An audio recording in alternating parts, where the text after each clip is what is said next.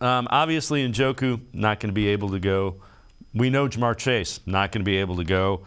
How do the teams adjust, or do they adjust their offense without Jamar Chase and David Njoku? Yeah, I'm really interested to see how that plays out, Dave, especially if you go with the Bengals.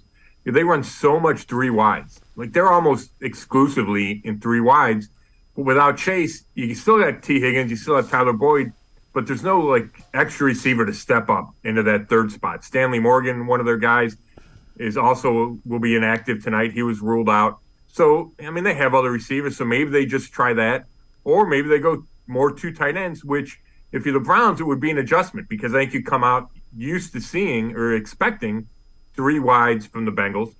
And then from the Browns' perspective, if Pharaoh Brown can play and he was questionable coming off a concussion and a neck injury, then the Browns will probably be able to run a lot of their two tight end stuff because Pharaoh Brown's a really good blocker and Bryant's more of a receiver.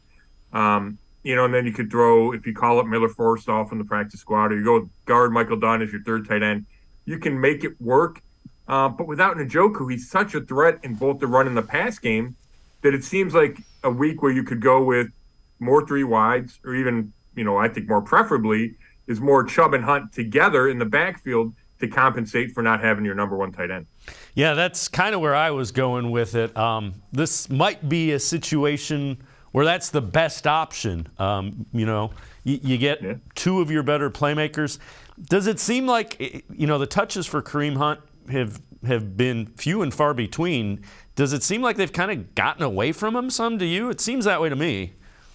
Yeah, it's interesting. Like, I think if you look at the whole season, I think he's still got 66 carries and like 16 catches or something. So it's, the yardage, it's like 50 yards a game, which isn't bad.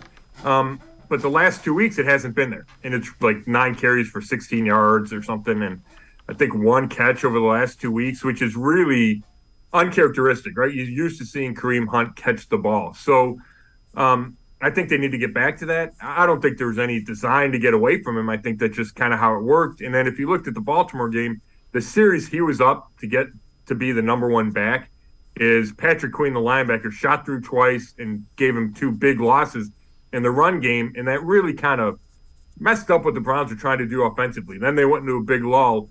So, I expect Kareem Hunt to have a much bigger role tonight than he has the last 2 weeks.